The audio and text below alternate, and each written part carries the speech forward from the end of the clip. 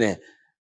آپ کبھی مدرسے میں آؤ خوشبو لگا کے, دارالعلوم کورنگی جاؤ, مفتی تقی عثمانی صاحب پیدا ہوئے ہیں دارالعلوم کورنگی سے, سمجھ رہے ہو, یہ دارالعلوم کورنگی کی پروڈکٹ ہیں حضرت مفتی تقی عثمانی صاحب, کہ جن کا ائمہ حرمین احترام کر رہے ہیں, اور ان کے لیکچروں میں بیٹھ کے ان کے لیکچر سنے انہوں نے.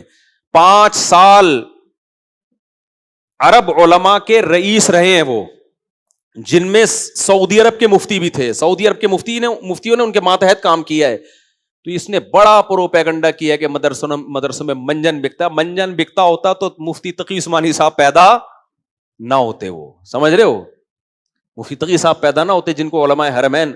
آپ جاؤ ذرا سعودی عرب میں حضرت مفتی تقی صاحب کی بات کرو, عوام میں لوگ ان کو نہیں جانتے کیونکہ وہ علمی کتابی ہیں, بہت اپر لیول کے علمی کتابی ہیں. تو اتنے اپر لیول کے علمی کتابیوں کو اکثر علماء سن رہے ہوتے ہیں ان کی. ہم نے بھی بڑا فائدہ اٹھایا ان کی کتابوں سے.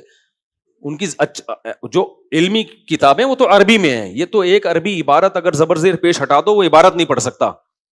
بیٹھ کے کبھی مفتی تقی صاحب پہ اعتراض کر رہا ہے, کبھی اشرف علی تھانوی پہ اعتراض کر رہا ہے, کبھی فلانے پہ اعتراض کر رہا ہے, کبھی علماء دیوبند, کبھی مولوی منجن بیچ رہے ہیں, مولوی یہ کر رہے ہیں.